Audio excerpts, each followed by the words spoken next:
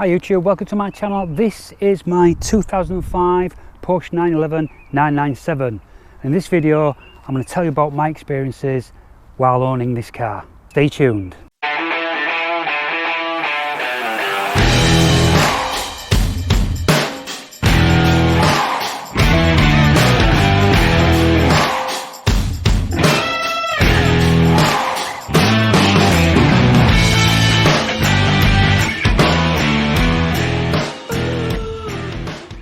For more videos like this, don't forget to subscribe to my channel and turn those notifications on. And if you do like this, then give me that thumbs up. And also support me by following me on Instagram. I'll put the link down the bottom. Let's go.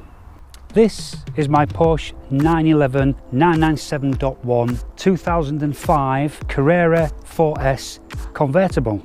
It's got 75,000 miles on the clock, 16 years old, but I still think it looks amazing. How you see the car today is exactly how I bought it, with all the body modifications. Let me take you through them.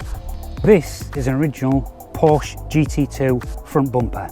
Now I think this is an original GT3 rear bumper because it's got the twin pipes coming out there, but I'm not sure. If you know exactly what this bumper is, let me know in the comments. Original Porsche 997.2 LED taillights, which I've tinted these with a tint spray. Turbo rear spoiler, side skirts, but again I'm not too sure what these are. These are Porsche turbo wheels, painted and powder coated in satin black, and I've got the black Porsche inners as well, and if you notice they're fitted correctly with the bottom of the crest pointing towards the tyre valve. And then I've had various parts carbon fibre dipped, such as this part on the mirror, this little plastic piece here, that piece there, and the seatbelt opening. And it's had one engine mod, which is the K&N filter and the actual pipe. So engine wise, this car is completely stock apart from the K&N air filter and intake pipe. But I've just had an engine rebuild due to the infamous bose scoring. All 6 cylinders were re-sleeved. That meant 6 new pistons, 6 sets of piston rings, and of course, before you ask, I got the IMS bearing and shaft all changed as well, just to cover me while the engine was out. Total cost of all this to me was £8,500 by a local German sports car garage in my area. They've done a good job, to be honest. I've had no problems with it. It's been very good since they did it. They actually sent off the re-sleeving to be done from an engineering company anyway, because they didn't do it. So next, I came out to my car one day and I found that it'd been left quite a while and the battery was completely dead, and it wouldn't start because I'd forgot to plug the trickle charger in. I went into the frunk, opened up the battery compartment. Using a jump pack, I connected the jump pack to the battery, jumped in the car, tried to start it, nothing happened.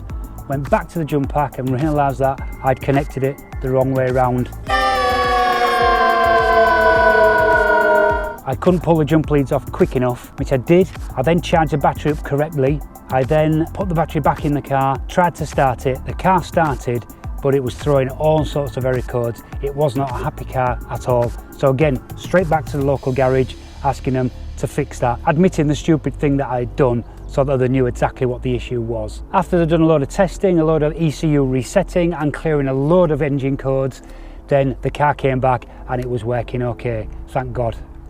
Now, connecting the battery up wrong, I want to lay a little bit of blame on Porsche for this, because if you look at the battery terminals, which I'll be showing you now, both of them look exactly the same. For someone who's not very sort of technical like me, it's very easy to connect the jump packs up the wrong way around, because normally in a car you have a big red sleeve over one of the terminals protecting it and also showing you that is the positive. That cost me about £500 because they had it for a good 2 or 3 days. They did lots and lots of testing, lots and lots of resetting, lots and lots of tracing faults, so it was a lot of labour involved in that. So the next issue was one of the pistons on the rear spoiler decided to give up. And this is annoying because what happens is, as you're driving along at 50 miles an hour, the rear spoiler should raise up, but because it couldn't, the car saw this and saw it as a problem, so it was flashing up and beeping on the dashboard that there's a problem with the rear spoiler. This also happened again when you got to 20 miles an hour when you slowed down when the spoiler's supposed to go down. So again, I got the warning saying your spoiler has not come down.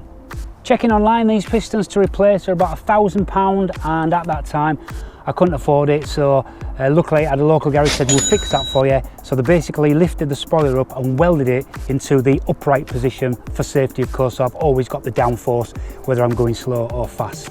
So what happened next? Yes, I took the car out for a little photo shoot, and as I'd finished and I was leaving the car park, this is what happened.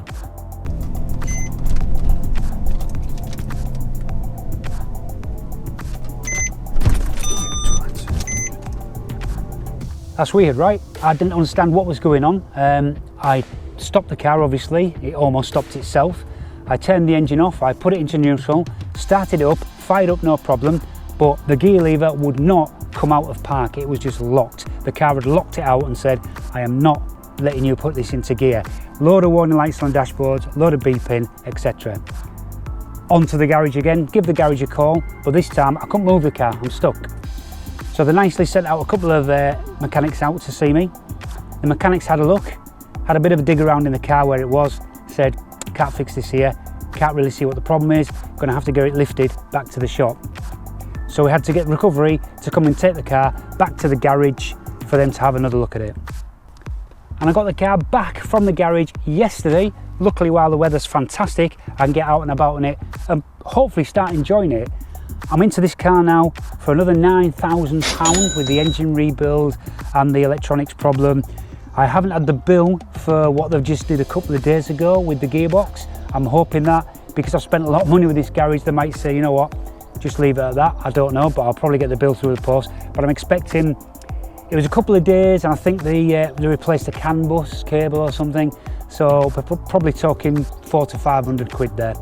So just under £10,000 I'm into this car for over the 4 years that I've owned it. Apart from obviously cost of tyres and things like that. So there we go, YouTubers, that's my experience of owning this Porsche 911 2005 997.1 Carrera 4S convertible. Hope you enjoyed this video. If you did, then please don't forget to subscribe and turn those notifications on. If you did like it, then give me that thumbs up, and don't forget to support me on Instagram, Fun to Drive Cars. I'll put the link down below. Till next time, take care.